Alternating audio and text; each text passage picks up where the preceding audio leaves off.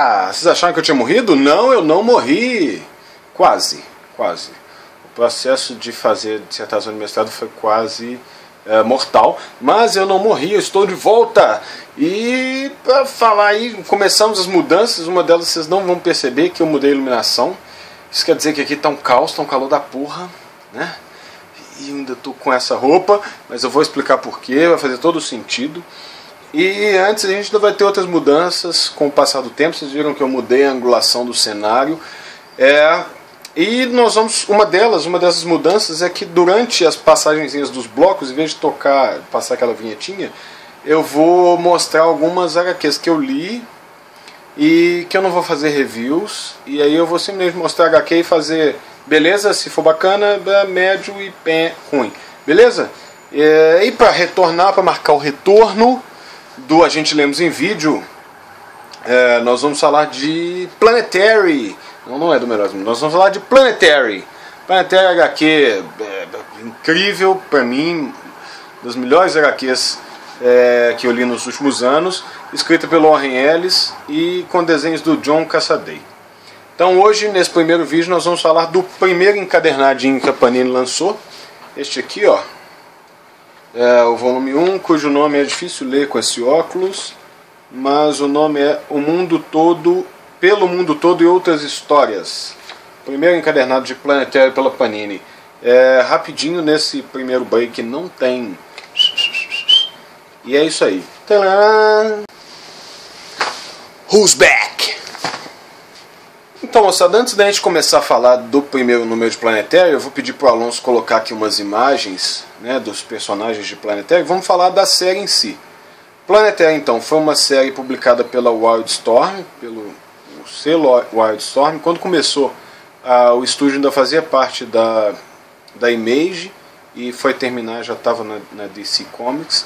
É uma série de 27 capítulos, 28 se a gente considerar o prólogo, e que foi lançada, começou a ser lançada em 98, em setembro de 98, na revista Gen 13, número 33 da revista Gen 13, com um previewzinho que está ali no final do encadernado 1, que é o epílogo, que eu chamo de epílogo do Hulk, e aí vocês vão entender isso melhor. O restante da série, do volume 1 ao volume 27, foi publicado entre 1999 e 2009. No meio do caminho tiveram inúmeros hiatos. O Warren Ellis passou por problemas pessoais, o Cassaday também atrasou o trabalho, ele é um desenhista relativamente lento, teve dificuldades para entregar o material, então a série acabou se estendendo e não tendo uma periodicidade muito regular. No início a proposta é que ela fosse bimestral, mas isso acabou não rolando, né? Então nós vamos falar neste primeiro vídeo do volume 1, Pelo Mundo Todo, que tem 7 capítulos de Planetary. Ele vai do capítulo 1 ao 6 e no finalzinho aqui ele tem o capítulo 0, que era meio que um preview, era uma apresentaçãozinha que o Cassaday e o Ellis fizeram e que foi publicado, acho que numa Wizard, agora eu não tenho certeza. Minto, burro. Foi publicada dentro da Gen 13, né? E depois a série passou a ser publicada regularmente. O que é Planetary?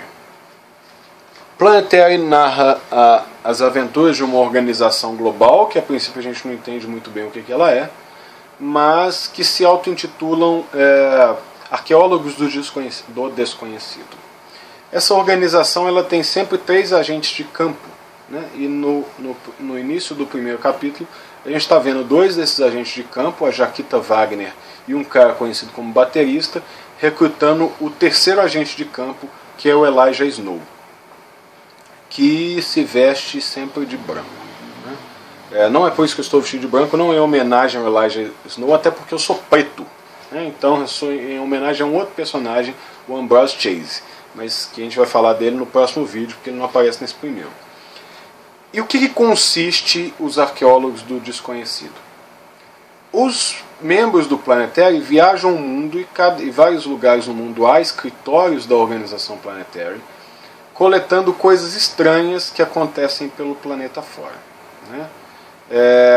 Desde a aparição de cadáveres de monstros gigantes numa ilha do Pacífico, perto do Japão, até as maiores bizarrices, até um grupo de super seres, de notáveis que morreram numa montanha secreta, esse tipo de coisa. Até segredos militares envolvendo experiências atômicas, esse tipo de coisa, e por aí vai. Isso é a linha guia dentro da história. Por trás da história, né, o que motiva Planetary, a série, é o Ellis fazendo para mim um movimento duplo. Primeiro, um movimento de homenagem a tudo que ele gosta. Então, no primeiro número ele vai homenagear a literatura pulp dos anos 30. Logo depois ele vai elogiar o cinema coreano com o John Woo. Depois ele vai elogiar os filmes, vai fazer uma apologia aos filmes de monstro do Japão, com Godzilla, Mothra e por aí vai. E ao mesmo tempo ele faz uma crítica, ainda que em alguns números ele também elogia o mundo dos super-heróis, mas no meu entendimento, isso é uma leitura particular, ele faz uma crítica ao gênero super-herói como um gênero de história em quadrinhos que acabou suplantando os outros gêneros. Acabou matando os outros gêneros, acabando com um espaço de gêneros riquíssimos às vezes, como por exemplo os aventureiros que vieram dos pulps, como o Doc Savage e por aí vai.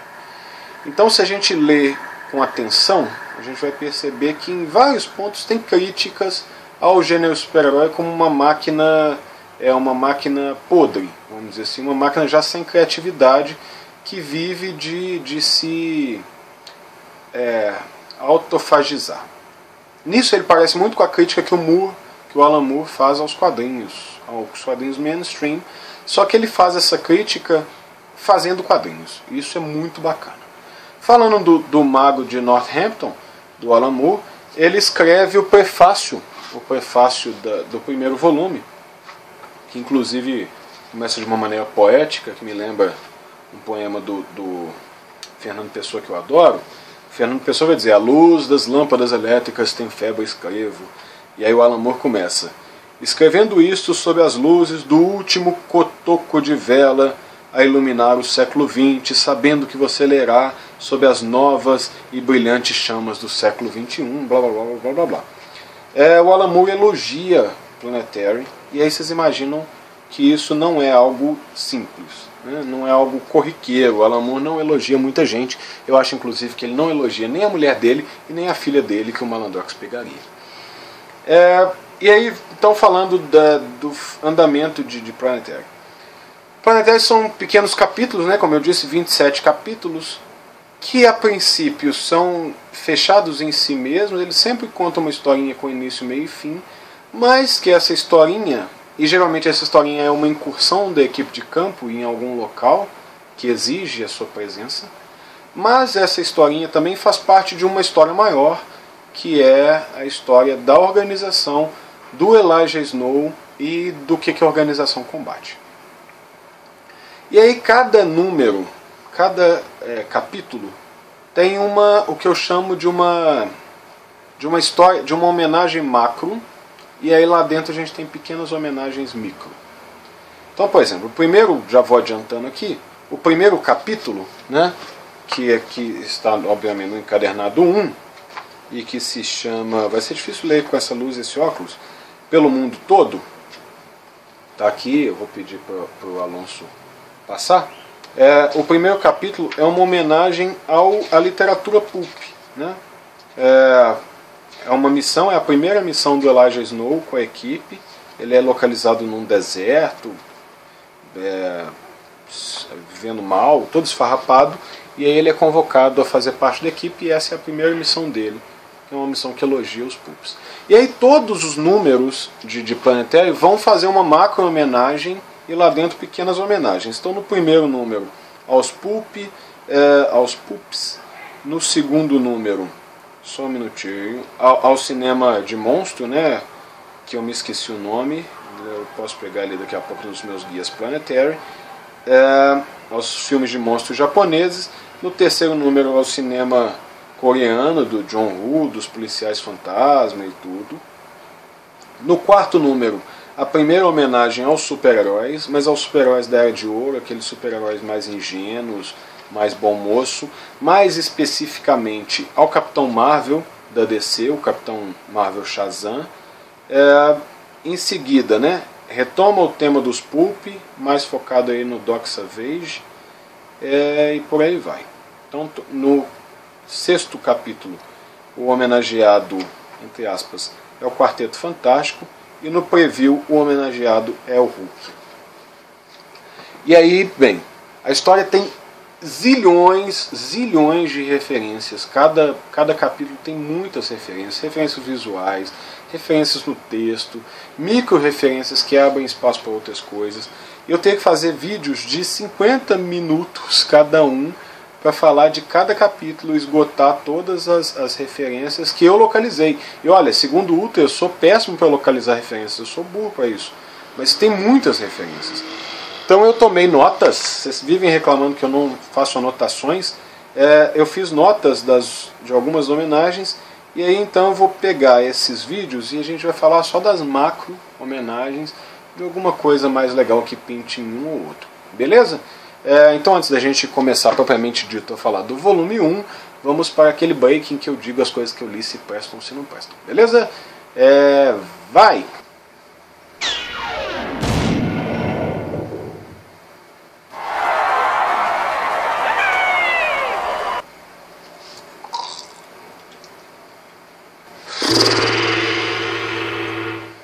Então, negada, o lance é o seguinte, eu falava com vocês então de Planetary Volume 1, pelo mundo todo e outras histórias.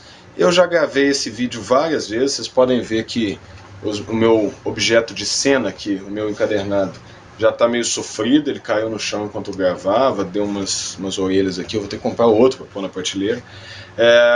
Então eu queria muito poder gravar e falar todas as referências, ou pelo menos as referências macro, citar um ponto curioso em cada um dos capítulos, mas isso é impossível. Eu gravei isso algumas vezes e eu não consegui fazer com menos de 30 minutos, só esse bloco, sem contar os outros. Mesmo tendo prometido que esses programas de Planetary iam ser um pouquinho maiores, eu acho que era abusar da boa vontade.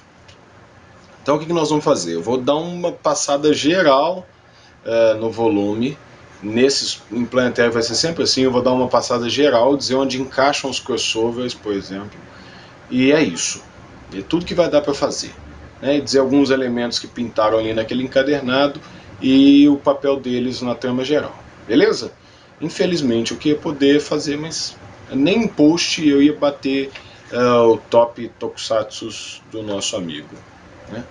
Então, para começo de conversa, como eu disse, ou não sei se eu disse, enfim, esse volume de Planetary ele tem 6 capítulos, né? 6 capítulos fazem parte da cronologia, e um que a gente pode chamar de capítulo extra, que é o preview, que foi publicado lá na Gen 13, número 33. Eu falei anteriormente na intro desse programa, isso eu sei que está gravado, eu falei errado, eu falei, são 28 capítulos contando com o prólogo. Não tem prólogo, gente, 28 capítulos contando com o preview. E aí esse encadernado abre com a história que chama Pelo Mundo Todo, em que a gente vê a convocação do protagonista da história, que é o Elijah Snow, sendo convocado pela Jaquita Wagner para fazer parte do Planetary. E a última história, o capítulo 6, antes do preview, que agora sempre me foge o nome dela, e eu não lembro de anotar, e é foda. O sexto capítulo o capítulo É um Mundo Estranho, o nome dele é Um Mundo Estranho, em que a gente conhece então os antagonistas da organização Planetary, que são os 4. Tá? Então a gente vai do ponto A ao ponto B, sendo que o ponto A é conhecendo o protagonista, o Elijah Snow vai funcionar como orelha, que é aquela figura na narrativa que a gente chama do personagem que serve para que o leitor se intere do que está acontecendo, do universo ficcional. E até chegar ao último capítulo desse encadernado, em que a gente vai saber o que o Planetary está enfrentando, que é o ponto B. Beleza? Então, alguns detalhes importantes que a gente aprende mas que a gente fica conhecendo nesse encadernado é o que eu vou contar. Mas eu queria muito não perder a oportunidade de falar um pouquinho da primeira história pelo mundo todo, e algumas referências que tem nela. Como eu disse na introdução, em Planetary, o Warren Ellis está fazendo uma mega homenagem a toda a cultura de massa, toda a cultura pop, que vem desde a literatura vitoriana até os tempos contemporâneos, até mais ou menos ali o quadrinho de super-herói, né, até o surgimento dos super-heróis. Então, Planetary é cercado dessas homenagens, e no primeiro volume ele faz uma homenagem muito declarada ao gênero pulp, aos aventureiros do gênero pulp. Então, a história gira em torno da convocação do Elijah e da primeira missão dele com o Planetary, que é uma missão nas montanhas Adirondacks.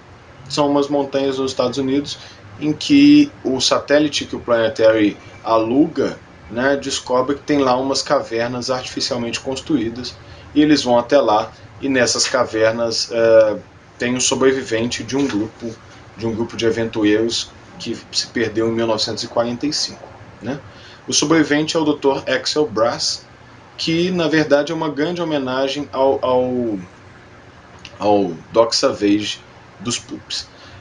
Aqui eles estão vendo aqui, eles estão encontrando o Axel Brass sobrevivente do que aconteceu naquela aventura em 45, na aventura deles. O Axel Brass tinha um grupo aqui, ó, estão vendo? Um grupo de aventureiros que são todos inspirados em personagens da literatura pulp. Então a gente tem o Axel Brass, que equivale ao Doc Savage, é a mais óbvia de todas. A gente tem um oriental, que é a mente mais poderosa do Oriente, que é o Ark, né? E que equivale ao Fu Manchu, a figura super batida da literatura pulp. A gente tem um agente secreto, chamado Jimmy, e que é uma homenagem a um personagem um pouco desconhecido, chamado Operator Number 5, se eu não me engano, isso. The Operator Number 5, ou Operativo número 5. A gente tem um rapaz cientista chamado Edson na HQ, mas que é uma homenagem a um personagem chamado Tom Swift, que é um aventureiro científico. Foi publicado até 2000 e poucos, 2007, se eu não me engano, com algumas interrupções, mas é uma série bem longa. Né? Algumas pessoas falam que é o Thomas Edison, que esse personagem faz referência ao Thomas Edison, mas não é o Tom Swift. A arma que ele usa lá no volume 5 é bem parecida com a arma que está na capa do primeiro livro do Tom Swift.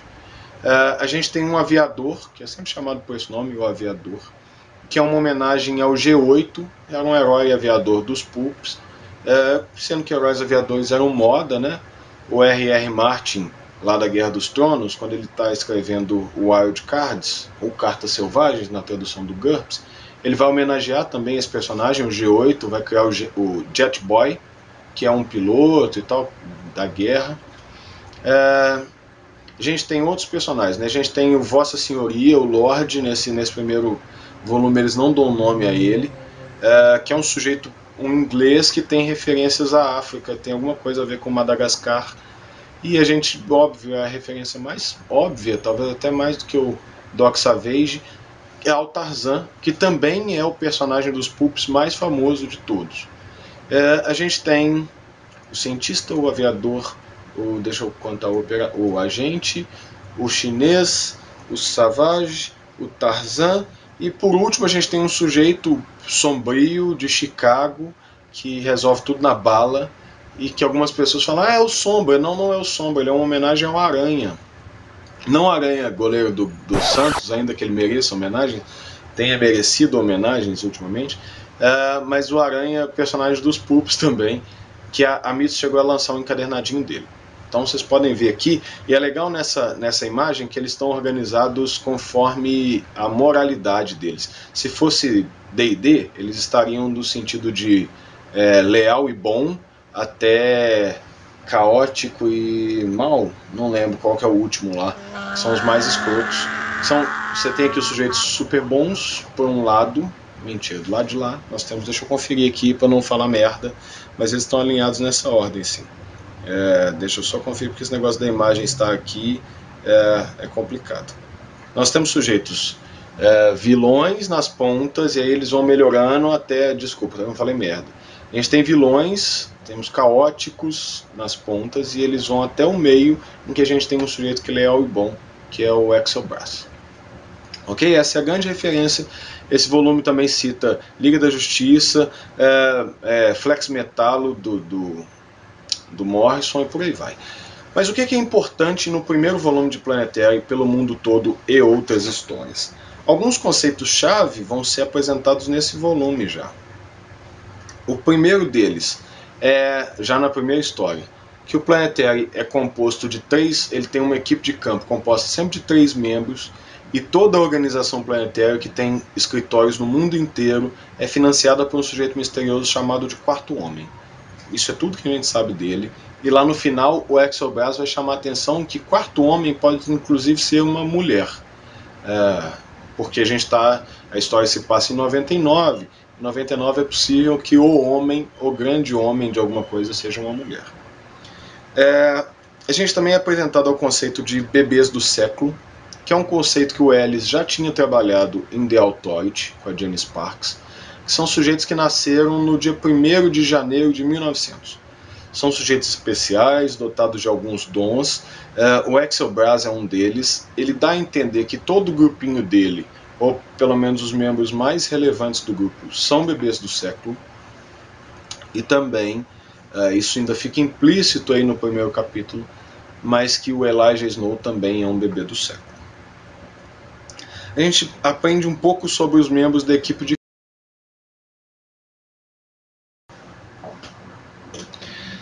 Voltando, porque acabou a memória, hoje é hoje. Nossa, 1, 2, 3, foi.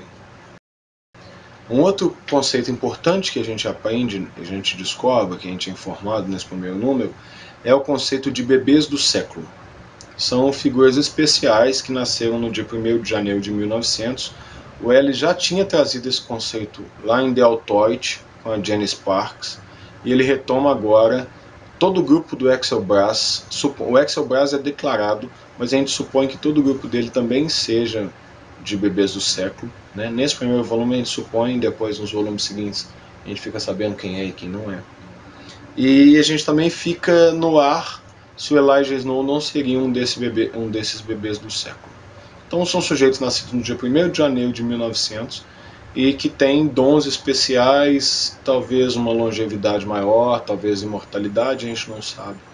E aí eles são figuras-chave no conceito, no universo do Ellis, né, que abarca tanto The Authority quanto Planetary. A gente também é apresentado aos dons especiais que a equipe de campo do Planetary tem. Eles não são sujeitos comuns. Então a gente fica sabendo, por exemplo, com alguma dificuldade, né, porque isso nesse volume não é tratado com clareza, mas que o Elijah afeta o clima e que ele tem poderes sobre a temperatura.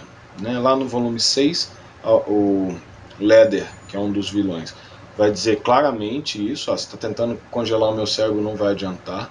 E sempre eles vão pontuando: ele entrou num ambiente, aí mudou a temperatura, aqui está mais frio, não sei o que, não sei o que. O Elijah. A Jaquita, a gente sabe que ela é uma mulher super resistente, super forte. O baterista brinca que ela é capaz de chutar um rinoceronte através do Grand Canyon. Ela é super resistente, super forte, super rápida. Tem super sentidos. Na segunda história ela enxerga a mais de 1 quilômetro de distância, ela vê exatamente o que está acontecendo. E o terceiro membro da equipe de campo, que é o baterista, é dito que ele tem poder de conversar com máquinas. Mas lá na história dos policiais mortos em Hong Kong, a gente descobre que na verdade o poder dele envolve informação. Não necessariamente máquinas, mas informação.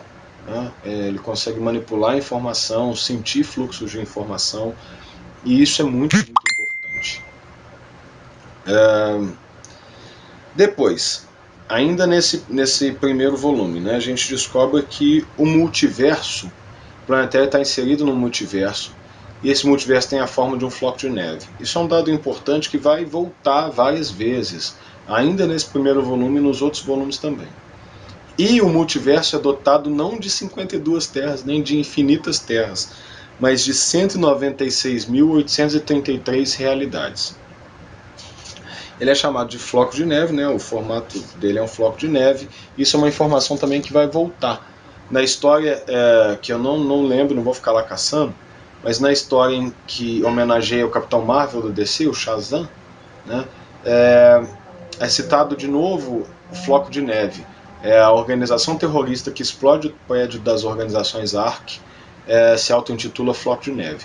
Isso é uma informação importante que lá na frente, se eu não me engano, o terceiro volume ela vai fazer sentido. Outra coisa, nesse volume também a gente tem a primeira citação no universo de Planetary, a Sangria. Para quem não sabe, a Sangria é um entre mundos, entre universos, criada pelo Ellis, lá em The Authority também. A Sangria é a argamassa que liga os universos, né? Nesse primeiro volume ela não vai ser nomeada, não vão dizer isto é a Sangria, mas vão usar de eufemismos, né? Por exemplo, a maré cor de sangue, ou na última história, na história do quarteto, dos quatro, né? A gente vai ter a imagem visual da Sangria, né? Os quatro têm contato com a Sangria. Na quarta história também a gente descobre que o Elijah, não é na quarta história, é na história do Shazam. A gente descobre que o Elijah pode ser um pouquinho mandão, e isso é um detalhe importante para ser observado, né? Que ele tende a tomar as rédeas. No começo, ali nos 3 primeiros números, ele é sempre muito alheio, ele está sempre perdido, sem entender o que está acontecendo. E aí na história do Shazam, ele toma as rédeas, ele diz, olha, nós vamos fazer, nós vamos acontecer, até a última história, o capítulo 6, em que ele apela, e aí ele vai e toma as rédeas com força. Pega o telefone. Vamos lá, com a interrupção do telefone, vamos voltar ao ponto anterior. Falar do Elijah Mandão, né? Então, nos primeiros números, nos 3 primeiros números, o Elijah é bem passivo. Ele está perdido, ele não sabe o que está acontecendo. E no 4º número, que é a história do Shazam, ele muda de postura, ele fica mais mandão.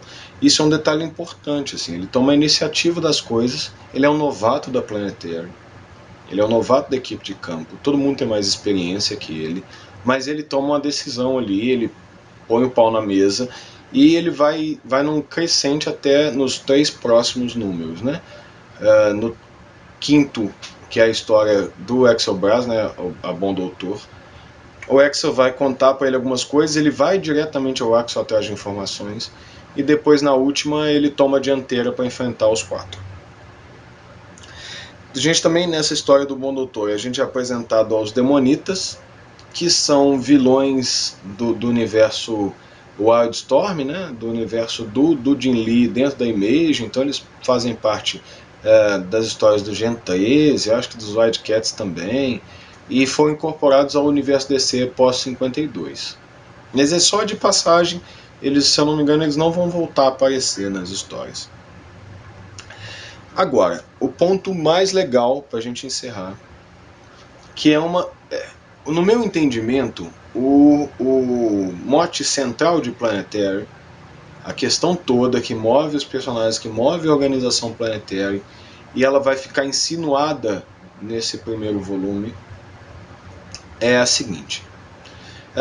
Tem uma história de Superman que chama Precisa Existir um Superman, alguma coisa assim, eu posso ter errado, me equivocado na tradução, do Elliot S. Magnum, S com exclamação Magnum, em que os Guardiões da Galáxia falam que o Superman está atrapalhando a evolução da humanidade. Linhas gerais, tá? Ao mesmo tempo, aí numa história bem mais recente do Kurt Busiek, Liga da Justiça vs Vingadores, quando os heróis trocam de terra, a Liga vai para a terra da Marvel e os Vingadores vão para a terra da DC, os Vingadores, principalmente o Capitão América, vão ficar putos porque, apesar dos heróis da DC serem praticamente deuses, a humanidade vive do mesmo jeito. A humanidade eles não trouxeram grandes ganhos para a humanidade em termos de saúde, de tecnologia de uso diário, né? Esse é o grande dilema do universo dos super-heróis, da superaventura. que é como é que esses caras que cruzam universos, que atravessam a galáxia num piscar de olhos, soltam raios pelos olhos, são super inteligentes e a vida das pessoas comuns continua sendo a mesma. Né? As pessoas comuns vivem como nós vivemos e a gente não tem Superman, a gente não tem Caçador de Marte por aí, a gente não tem nenhum Professor Xavier rodando e tal. Esse, para mim, é o ponto central de Planetary, a série. Né? O Elijah vai dizer isso explicitamente no capítulo 6, em que ele vai dizer, olha, a gente achou um monte de tecnologia velha, né, quando ele está brigando com o Leather, que é o Tocha Humana dos 4. Ele vai dizer, a gente achou um monte de tecnologia velha e a gente vai usar essa tecnologia velha para o bem da humanidade. Vocês, os 4, vocês estão segurando tecnologia desde 1961. Né? Então, qual que é o ponto central de Planetary? Qual que é e isso vai ficando cada vez mais claro, né? A briga do Planetary é porque a comunidade super-heróica do mundo de Planetary, os superdotados, as pessoas especiais, diferente da equipe do Axel Brass em 45, né? Eles não estão fazendo a humanidade avançar. O Axel Brass, inclusive, vai dizer isso. Ele vai dizer, olha, a gente queria consertar o mundo, mas como garantir que a gente ia consertar, que a gente não ia fazer merda, eram muitas variáveis. Então a gente criou um computador, sabendo que esse computador podia, inclusive, eliminar a gente para consertar o mundo. Né? Então é esse o ponto. É esse o ponto em que o Elijah vai bater e o Planetary vai bater. Os super-heróis estão atrapalhando a evolução da humanidade. Ou, na melhor das hipóteses, eles não estão ajudando a evolução da humanidade. Tá? Esse é um ponto muito legal, que eu extrapolo ele um pouco para ler Planetary como obra, e não mais dentro da realidade ficcional de Planetary, como uma crítica que o Warren Ellis queria fazer à produção dos super-heróis, que essa produção não faz avançar as outras produções, muito pelo contrário. O gênero super-heróis entra no mundo da cultura pop como uma erva daninha, que cresce e cresce demais e acaba sufocando as outras coisas. Né? Então os super-heróis acabam com os heróis dos pulps, de certa forma, né? Eles vão sufocando outros gêneros literários, o gênero de monstros japoneses e por aí vai. Tá? Mas por que os super-heróis, que é o vilão, né, são os vilões? Porque ele vai sempre pontuar isso, o Quarteto Fantástico na figura dos 4 são os vilões por excelência, então eu acho que esse é o ponto legal de leitura. Se você lê Planetary Todos, vai ver várias cutucadinhas aos super-heróis, exceto ao super-herói bonzão, que é o Wilder, né? O detetive particular da Ana Ark, que acaba virando o Capitão Marvel, o Shazam, e que faz coisas boas porque é certo. Ele é o super-herói do momento mais mítico dos quadrinhos, uma primeira geração de super-heróis, que são heróis que eram bons porque precisava ser bom, sem grandes discussões aí, então. Isso não quer dizer maniqueísmo, de certa forma quer, mas né, é esse o super-herói que ele vai elogiar. Então é isso, esse foi o primeiro volume de Planetary, pelo mundo todo e outras histórias, o volume introdutório, uma história muito boa. Planetary é a minha série favorita, talvez uma das minhas séries favoritas. E é isso, espero que esse primeiro volume, para quem não leu, esse primeiro vídeo, para quem não leu, seja instigante, dê vontade de ler, e para quem já leu, dê vontade de reler, beleza? Então voltamos semana que vem ou daqui a 15 dias, não sei, para falar do volume 2 de Planetary. Tranquilos? Então é isso aí, sejam legais uns com os outros e fui!